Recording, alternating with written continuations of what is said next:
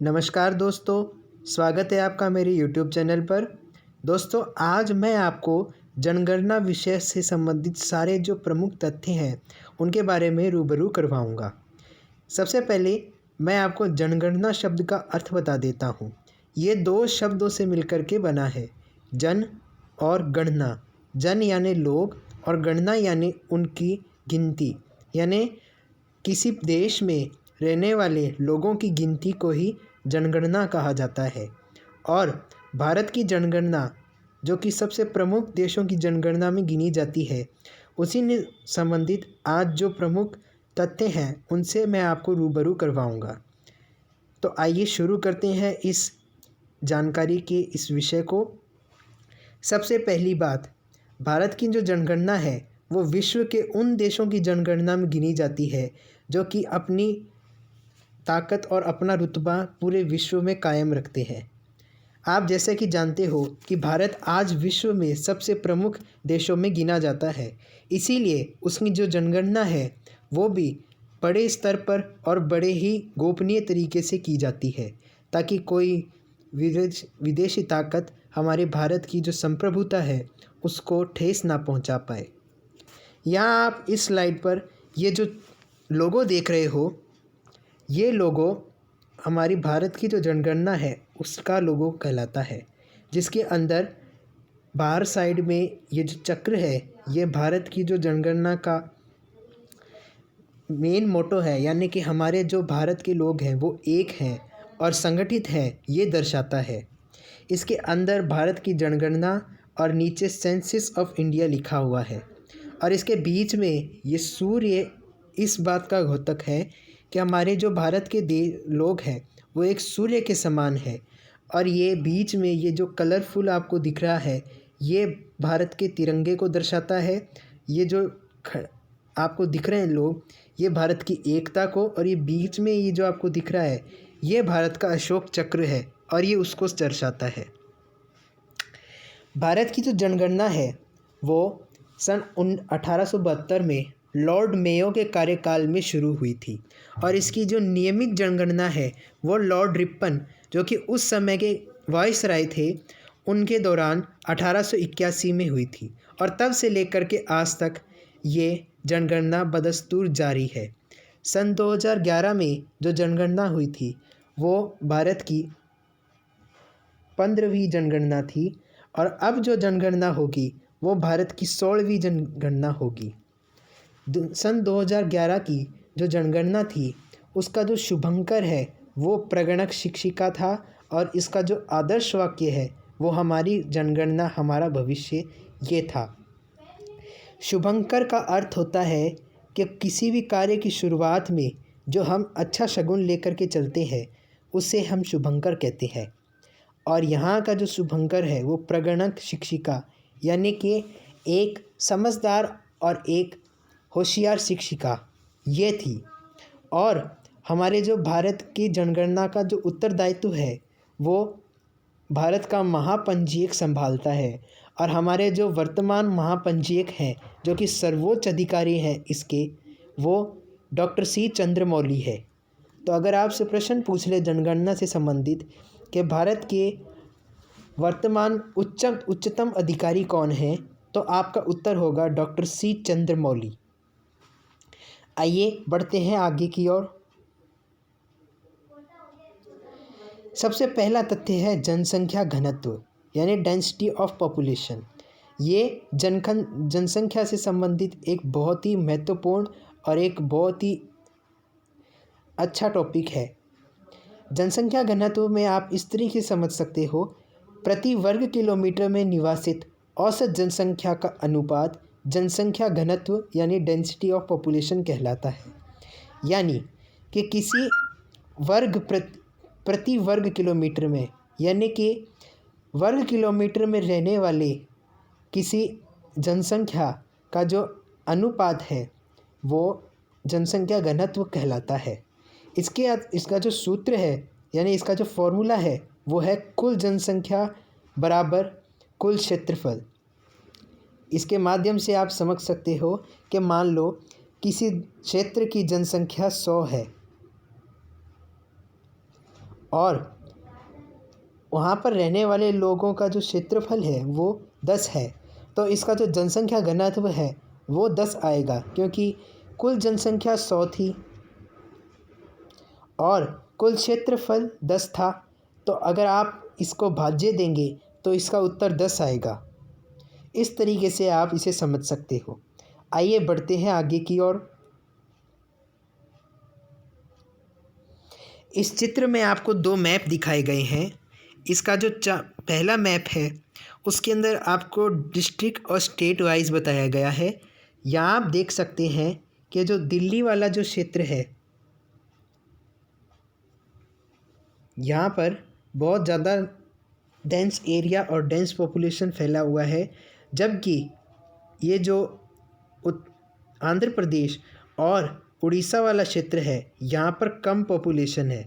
इसी से आप समझ सकते हो कि किस प्रकार से हमारी जो जनसंख्या है वो बड़े शहरों में ज़्यादा दिखाई दी जाती है। और यहाँ पर आपको ये जो दूसरा मैप है इसमें भारत में रंगों के माध्यम से बताया गया है कि किस प्रकार से हमारी जो जनसंख्या है वो फैली हुई है। इस टेबल के माध्यम से आप देख सकते हैं कि किस प्रकार से रंगों के माध्यम से बताया गया है कि कौन सी जगह कौन सी जनसंख्या दी गई है। बात करें जम्मू कश्मीर की, तो जम्मू कश्मीर में जनसंख्या के जो क्षेत्रफल है या जनसंख्या घनत्व है वो उस प्रकार से है कि यहाँ पर ना तो ज़्यादा जनसंख्या है ना ही कम है। सबसे ज़्यादा जो जनसंख्या है वो काले क्षेत्र में, ये जो दिल्ली आपको दिख रहा है यहाँ पर है। मुंबई में जो जनसंख्या क्षेत्रफल है और जनसंख्या घनत्व है वो लगभग 852 से 10,000 के आसपास का है, यानी कि ये एक मेगा नगर से बड़ा है।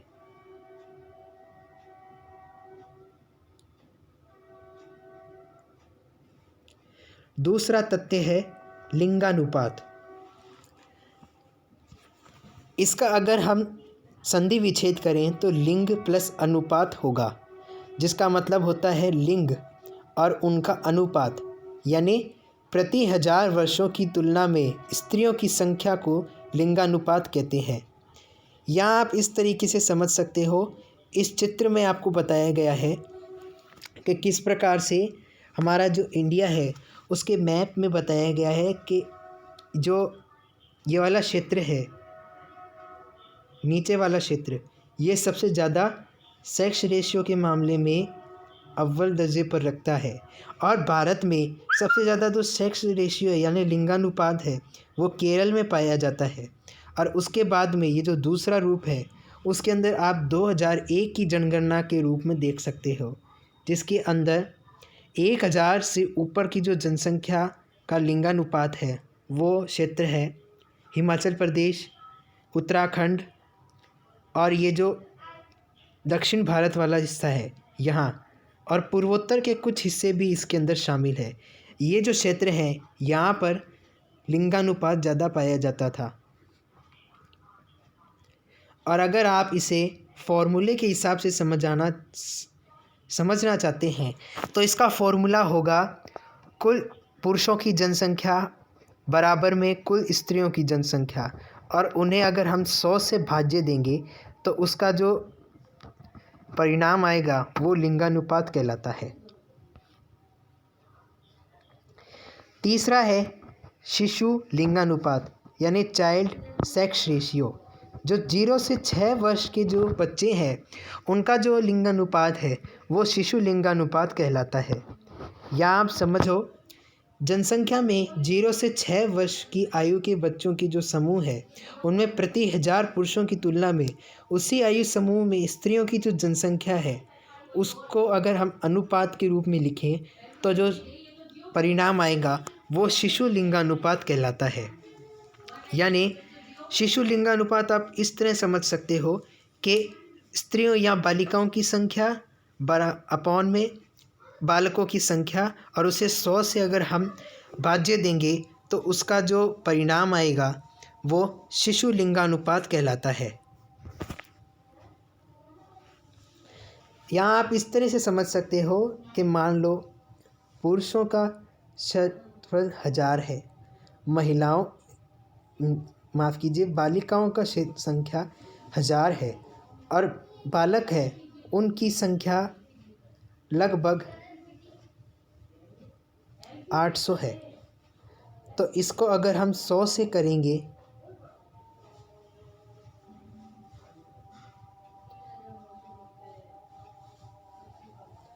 तो इसका उत्तर आपको लगभग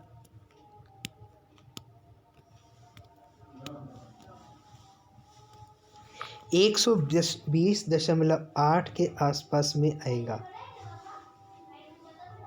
इसीलिए इस सूत्र से आप आसानी से समझ सकते हैं। आगे बढ़ते हैं।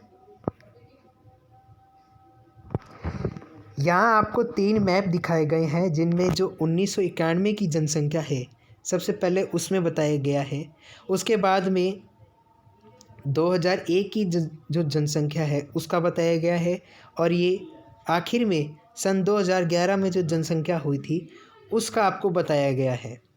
सबसे पहले आपको ये दिख रहा होगा कि जो लाल कलर है ये उन लोगों में आता है जहाँ पर सबसे ज़्यादा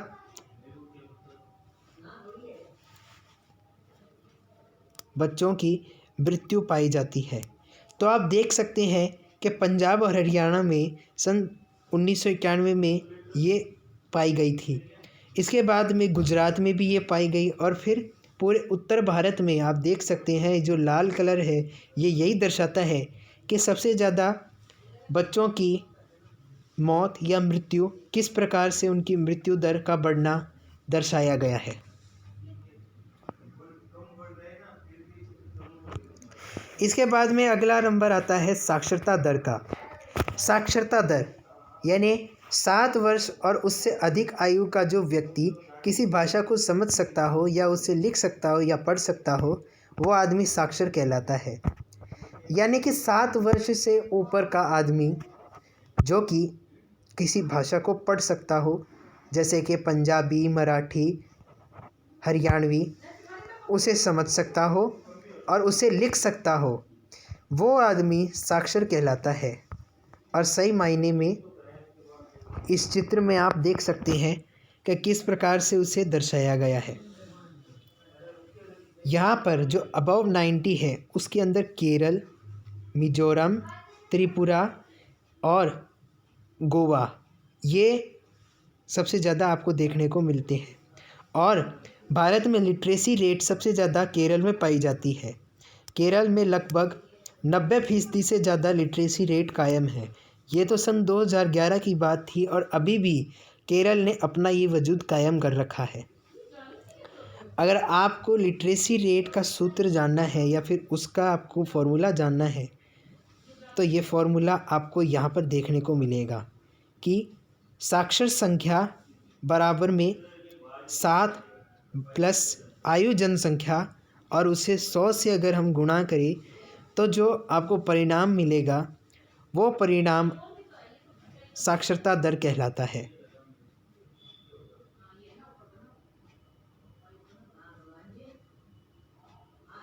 इसके बाद में है दशकीय वृद्धि दर। वह वृद्धि दर जो दशक के हिसाब से देखी जाती है, यानी 10 साल में एक बार जो वृद्धि दर देखी जाए वो वृद्धि दर दशकीय वृद्धि दर कहलाती है। यानी प्रति 10 वर्षों के मध्य जनसंख्या में हुई प्रतिशत वृद्धि को दशकीय वृद्धि दर कहा जाता है। इसका जो सूत्र है या इसका जो फॉर्मूला है निकालने का वो है वर्तमान की जनसंख्या माइनस पूर्व की जनसंख्या और अपॉन में पूर्व की जनसंख्या। अब यहाँ आप इस तरीके से समझ सकते हैं। मान लो वर्तमान की जो जनसंख्या है वो 100 है, पूर्व की जनसंख्या है वो 80 है और जो पूर्व जनसंख्या है वो है 80।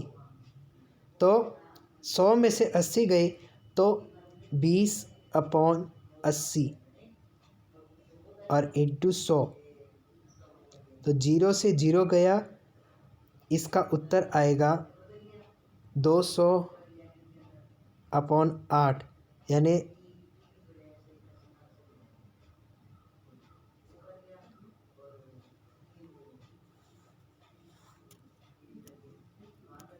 यानी इसका उत्तर 25 आएगा।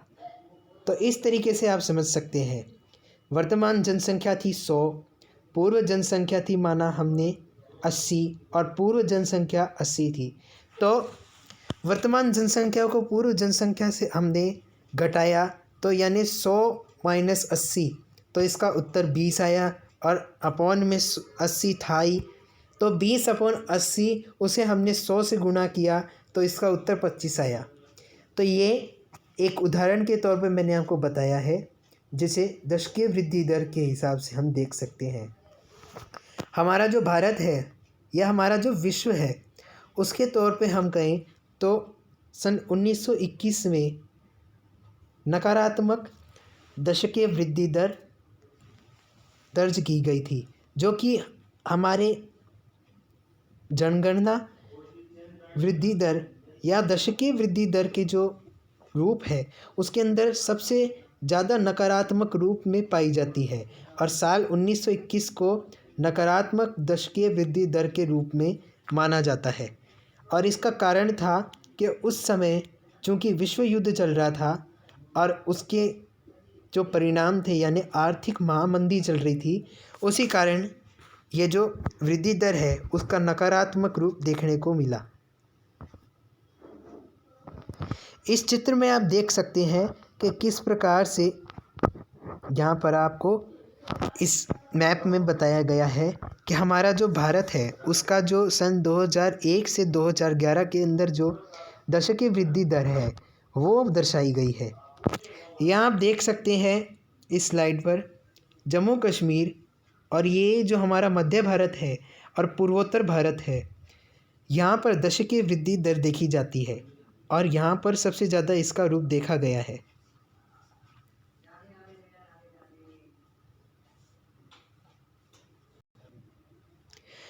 और अब अगला पॉइंट है शिशु मृत्यु दर यानी चाइल्ड डेथ रेट CDR।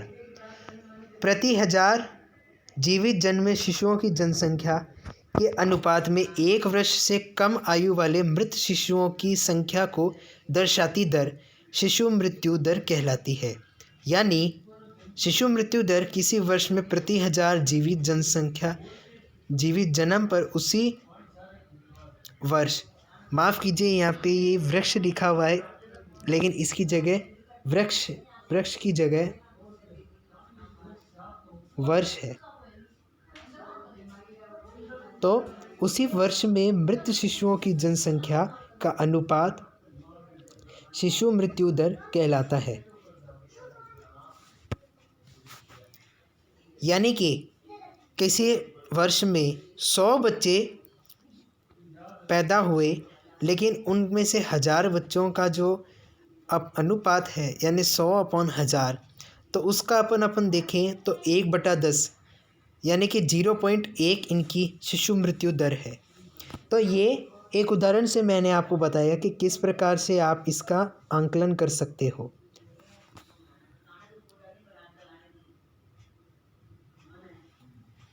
यहाँ आप देख सकते हैं कि इन्फेंट मोर्टेलिटी रेट यानी शिशु मृत्यु दर किस प्रकार से आपको बताई गई है। यहाँ आप देख सकते हैं उत्तर प्रदेश, मध्य प्रदेश, उड़ीसा, असम, ये कुछ ऐसे राज्य हैं जहाँ पर शिशु मृत्यु दर ज़्यादा देखने को मिलती है। और यहाँ पर बालिकाओं की सबसे ज़्यादा हत्या की गई है। कन्या भ्रूण हत्या इसका एक प्रमुख कारण है, जहाँ पर लोग ये समझते हैं कि लड़कों को तो ज़्यादा पैदा किया जाए और लड़कियों के साथ में भेदभाव किया जाए। ऐसा नहीं करना चाहिए। लड़की और लड़की दोनों एक बराबर हैं। और आजकल की जो सभ्यता और जो संस्कृति है वो हमें यही बताती है कि हमें लड़के और लड़की दोनों को साथ में लेकर के चलना चाहिए, और जिससे कि हमारे देश का विकास हो सकता है। अगर हम भेदभाव करेंगे तो उससे हमारे ही देश में मनमुटाव पैदा होगा, लड़ाई झगड़े होंगे, जिसके कारण हमारे ही देश की दुर्गति होगी। इसीलिए ये जो क्षेत्र है उत्तर प्रदेश, मध्य प्रदेश, उड़ीसा और असम, ये जो मध्य भारत के और पूर्वोत्तर भारत के जो राज्य हैं यहाँ पर ये ज़्यादा देखने को मिलता है। और इसी हिसाब से अगर आपने आगे की ओर कन्या भ्रूण हत्या की तो इससे वहाँ की जो जनसंख्या है उसमें गड़बड़ी आ सकती है, उनका जो संतुलन है वो बिगड़ सकता है, बैलेंस वो ख़त्म हो जाएगा। इसीलिए जो कन्या भ्रूण हत्या है उसको ख़त्म करना चाहिए और उसको बढ़ावा देने वालों को सज़ा होनी चाहिए। बल्कि कन्याओं और जो बालक है यानी जो लड़के हैं उन दोनों में संतुलन बना के रखना चाहिए ताकि उस प्रदेश का विकास हो सके। तो ये थी दोस्तों आज की वीडियो के बारे में जानकारी। अगर आपको आज का मेरा वीडियो अच्छा लगा हो या आपको आज के मेरे इस वीडियो से कुछ जानकारी प्राप्त हुई हो तो मेरे साथ जुड़िए। जो लोग आज मेरे इस नए वीडियो को नया देख रहे हैं उनसे मेरा एक ही आग्रह है कि मेरे चैनल को सब्सक्राइब करें, मेरे चैनल को लाइक करें, मेरे चैनल को कमेंट करना ना भूलें। तब तक के लिए धन्यवाद दोस्तों। जय हिंद, जय भारत।